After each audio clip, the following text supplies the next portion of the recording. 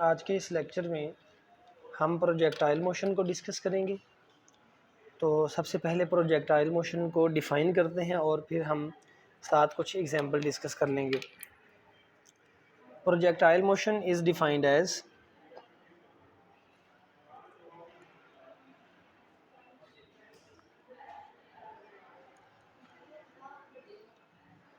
The two dimensional motion of a body. यहाँ body से मुराद कोई ऑब्जेक्ट है। एक ऑब्जेक्ट की two dimensional motion under the action of gravity.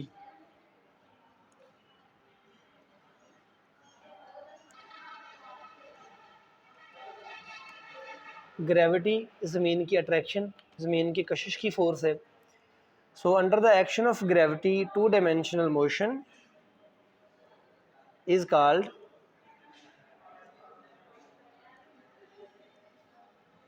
Projectile motion. अब हम यहाँ पे कुछ इसकी एग्जांपल्स डिस्कस कर लेते हैं जो हमारी रोज़मर्रा ज़िंदगी में आती हैं।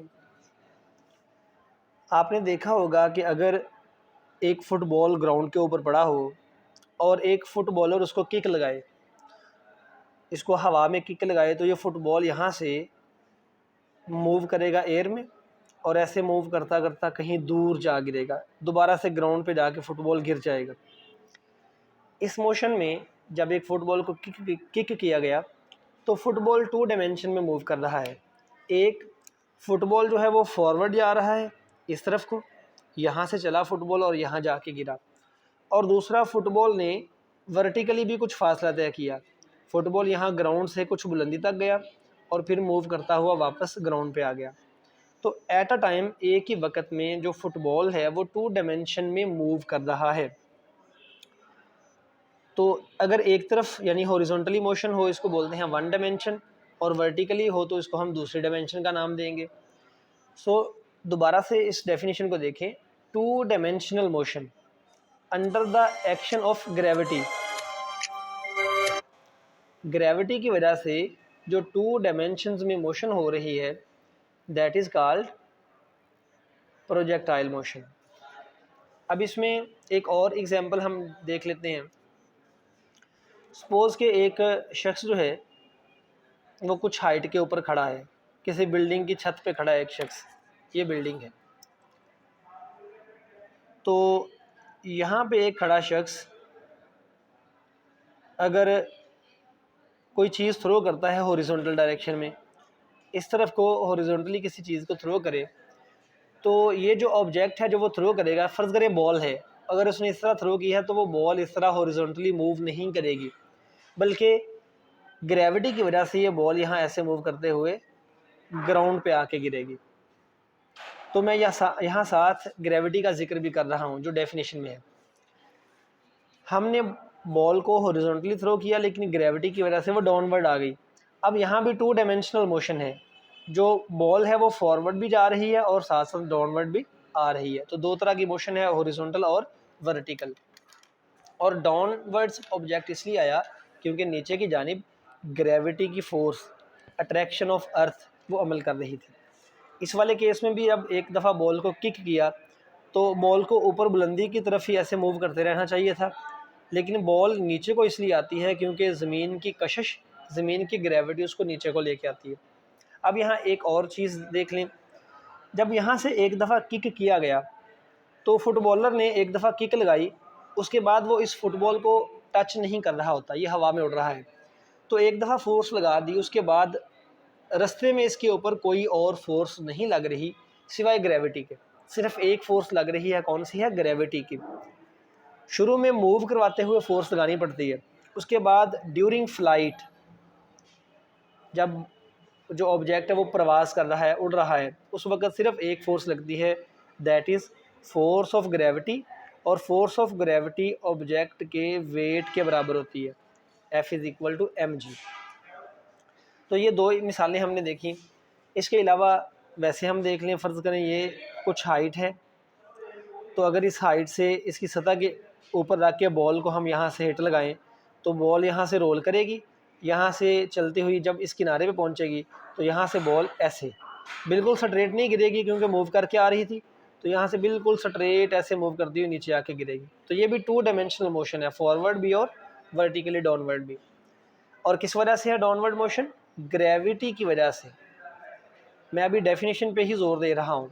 तो फिर देखें, 2 डायमेंशनल मोशन है under the action of gravity, सिर्फ ग्रेविटी की फोर्स लग रही है, तो इस तरह की मोशन कहलाती है प्रोजेक्टाइल मोशन। इसमें हमने ये 1-2 एग्जांपल्स भी डिस्कस कर ली हैं।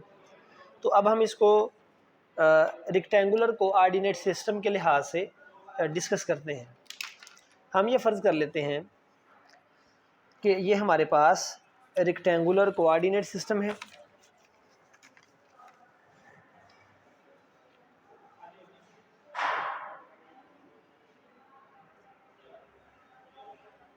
ये एक्स एक्सिस और ये जो वर्टिकल लाइन है ये वाई एक्सिस है। हम फ़र्ज़ करते हैं कि एक ऑब्जेक्ट प्रोजेक्टाइल मोशन में है और वो ऑब्जेक्ट यहाँ ओरिजिन से मूव करता है और ये उसका पाथ है। इस तरह से ऑब्जेक्ट मूव करता हुआ यहाँ कहीं दूर जाके गिरता है। हमने अब रेक्टेंगुलर कोऑर्डिनेट सिस्टम में इसको डिस्कस करना है। ये जो ऑब्जेक्ट प्रोजेक्टाइल मोशन में होगा उसका ये जो पाथ बनता है, इस पाथ को बोलते हैं ट्रेजेक्ट्री। यहाँ पे मैं साइड पे लिख देता हूँ, ट्रेजेक्ट्री बोल लें या इसको हम बोलते हैं पाथ ऑफ प्रोजेक्टाइल। तो ये उसका ट्रेजेक्ट्री है। हम ये फ़र्ज़ करते हैं कि जब हमने ऑब्जेक्ट को यहाँ से थ्रो किया था, प्रोजेक्टाइल मोशन में था, तो उसकी शुरू में इनिशियल वेलोसिटी थी vi, बाद में बुलंदी की तरफ जाते हुए उसकी वेलोसिटी कम होगी, फिर नीचे आते हुए बढ़ेगी। तो शुरू में इनिशियली यहाँ पे उसकी वेलोसिटी है vi, और हम मज़ीद ये फ़र्ज़ करते हैं कि ये जो प्रोजेक्टाइल है, जो बॉडी है, ये एक्स एक्सिस के साथ इसकी वेलोसिटी का एंगल है थीटा। अब ये वेलोसिटी एक वेक्टर है और इसका एक्स एक्सिस के साथ एंगल थीटा है। हम इसके कंपोनेंट्स बना सकते हैं। एक कंपोनेंट होगा अलोंग एक्स एक्सिस और एक होगा along y axis. X axis के अलोंग इसका यहाँ से यहाँ तक जो कंपोनेंट है उसको वी एक्स बोल लेते हैं, साथ आई लगा होगा इनिशियल वेलोसिटी का एक्स कंपोनेंट, और ये होगा वी आई वाई डायरेक्शन में कंपोनेंट। तो अगर हम इसके कंपोनेंट्स लिखें तो इसका हॉरिजॉन्टल कंपोनेंट होगा v i x is equal to v i cos theta. ये हम सेकंड चैप्टर में डिटेल से पढ़ चुके हैं कि कंपोनेंट्स कैसे बनाए जाते हैं। और इसका वर्टिकल डायरेक्शन में इनिशियल वेलोसिटी का कंपोनेंट होगा v i y is equal to v i sine theta. ये इनिशियल वेलोसिटी के 2 कंपोनेंट्स हैं। अब हम इस प्रोजेक्टाइल का हॉरिजॉन्टल डिस्टेंस निकाल लेते हैं।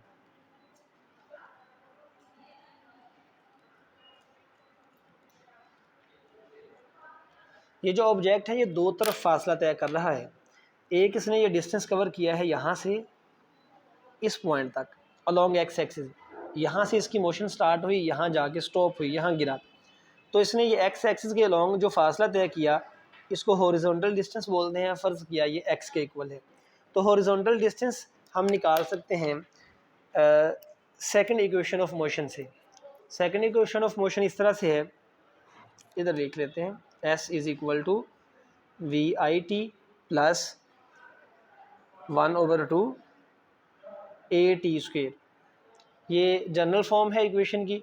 अब क्योंकि हम मोशन ले रहे हैं अलोंग एक्स एक्सिस, तो एक्स एक्सिस के अलोंग फासला एस की जगह पे लिखेंगे एक्स, और एक्स एक्सिस के अलोंग इनिशियल वेलोसिटी है v i x, along x axis component है ये initial velocity. Motion along x axis होगी तो हम एक्स कंपोनेंट इस्तेमाल करेंगे वी आई एक्स, साथ ही है टाइम टी प्लस 1/2, और ये आएगा a x acceleration along x axis, और ये आ गया टी स्क्वेयर। ये जनरल फॉर्म है इक्वेशन की और ये हमने उसको एक्स एक्सिस में अप्लाई कर दिया है। अब प्रोजेक्टाइल मोशन में हमने जब एक दफ़ा ऑब्जेक्ट को फोर्स लगा के मूव करवा दिया, तो ड्यूरिंग फ्लाइट इसके मूव करने के दौरान सिर्फ एक फ़ोर्स लग रही है और वो ग्रेविटी की फ़ोर्स है जो नीचे को लगती है, जो वेट के बराबर है, F is equal to mg along x axis. ये जो अलॉन्ग एक्स एक्सिस है, force along x axis zero है, इस डायरेक्शन में कोई फोर्स नहीं लगती। अगर हम, ये शर्त है साथ कि अगर हम एयर फ्रिक्शन को इग्नोर कर दें,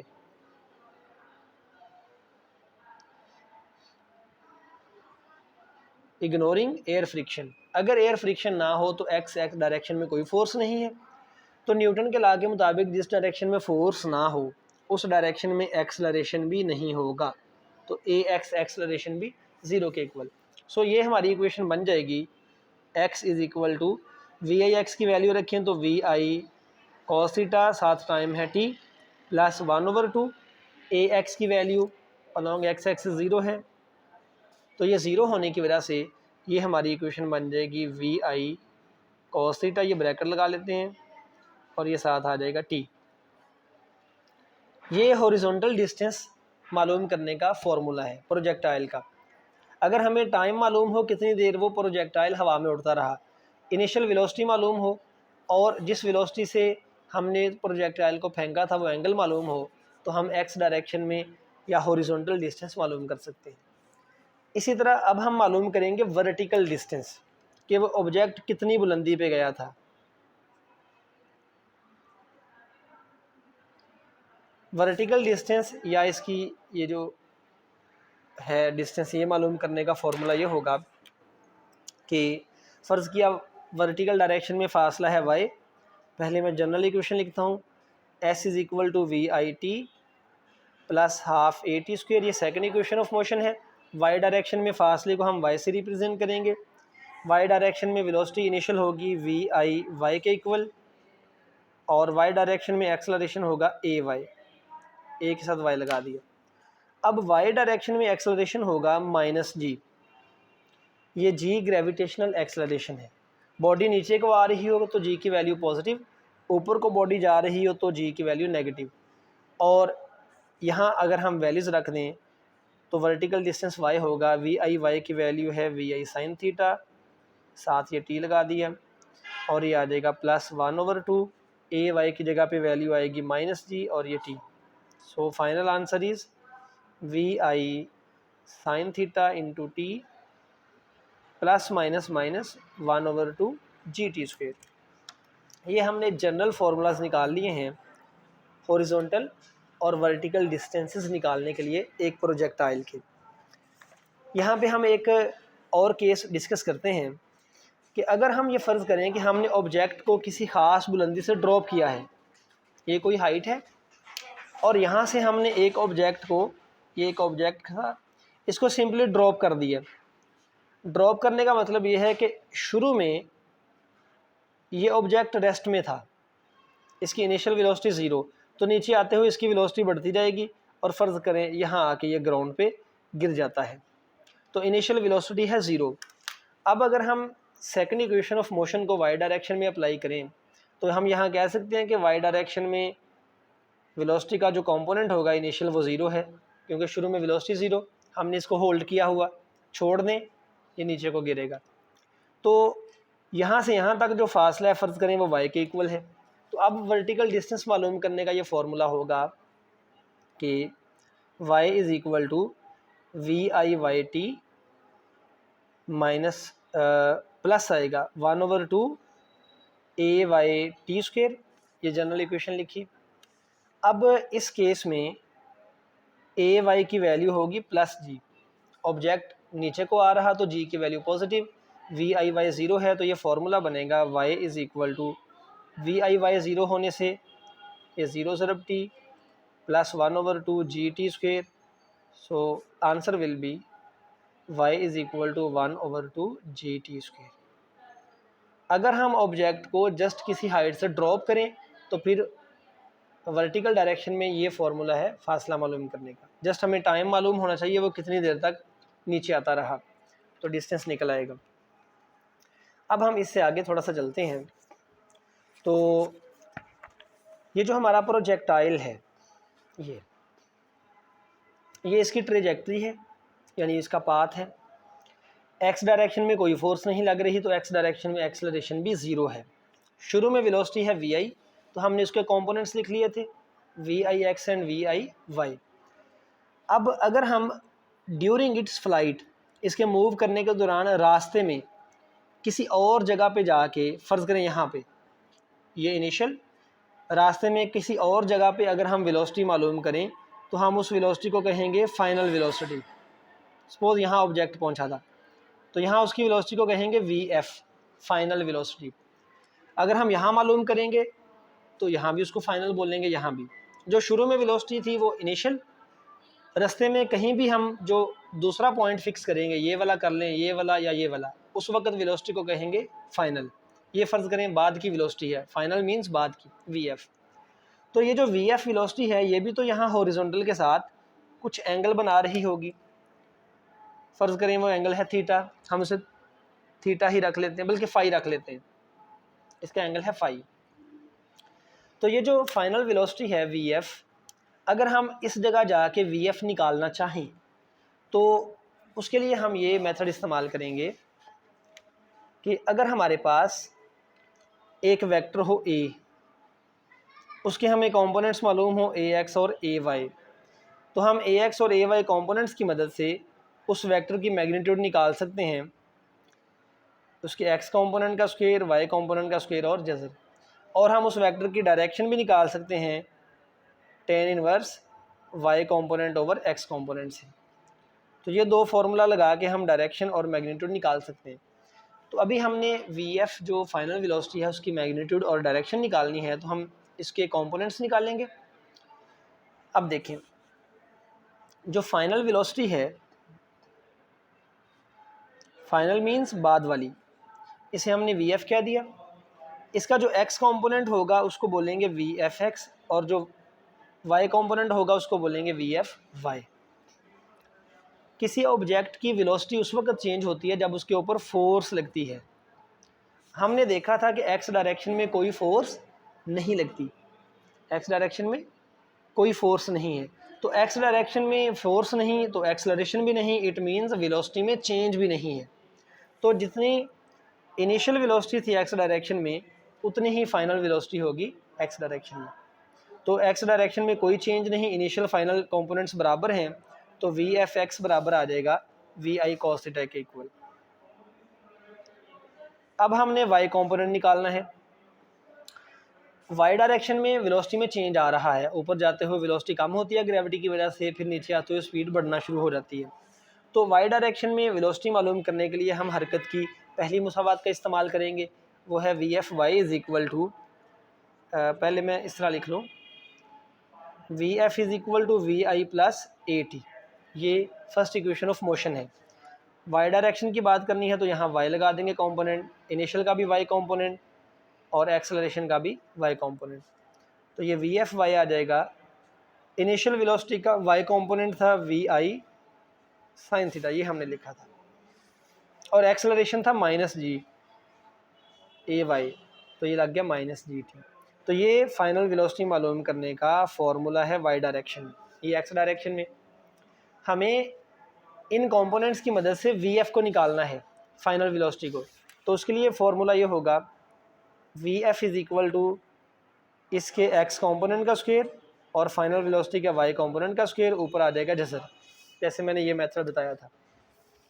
तो अब यहाँ वैल्यूज़ पुट कर देते हैं। फाइनल वेलोसिटी एक्स कंपोनेंट की वैल्यू है वी आई कॉस थीटा, ऊपर स्क्वायर आ जाएगा, प्लस वाई कंपोनेंट की वैल्यू है v i sine theta minus g t और होल स्क्वायर, सारी रकम का आ जाएगा जैसे। ये सेकंड चैप्टर में हमने मेथड पढ़ा हुआ है कंपोनेंट से वेक्टर निकालने का। तो अगर हमें फाइनल वेलोसिटी के एक्स वाई कंपोनेंट्स मालूम हैं तो हम फाइनल वेलोसिटी इस फार्मूला से मालूम कर सकते हैं। अब आगे बात डायरेक्शन मालूम करने की। फाइनल वेलोसिटी की डायरेक्शन फ़र्ज़ करें वो एंगल बनाती है फ़ाई, तो डायरेक्शन मालूम करने का तरीका होगा टेन इनवर्स फाइनल वेलोसिटी का y component divided by final velocity का एक्स कंपोनेंट। तो ये है टेन इनवर्स वाई कंपोनेंट, अभी हमने ऊपर ये लिखा था, इसकी वैल्यू रखते हैं v i sine theta minus g t और एक्स कंपोनेंट है वी आई कॉस थीटा। तो इस फार्मूला से हम फाइनल वेलोसिटी की किसी भी लम्हे पे डायरेक्शन मालूम कर सकते हैं, और इस फार्मूला से मैग्नीट्यूड। तो आज इस लेक्चर में हम यहीं तक डिस्कस करते हैं अब कल के लेक्चर में इससे अगली जो डिस्कशन होगी उसमें हम प्रोजेक्टाइल की हाइट मालूम करेंगे, हम प्रोजेक्टाइल का टाइम पीरियड मालूम करेंगे, वो कितनी देर फ्लाई करता रहा, और हम प्रोजेक्टाइल का रेंज मालूम करेंगे कि वो कितनी दूर जाके गिरा है। तो नेक्स्ट लेक्चर में हम ये चीज़ें डिस्कस कर लेंगे।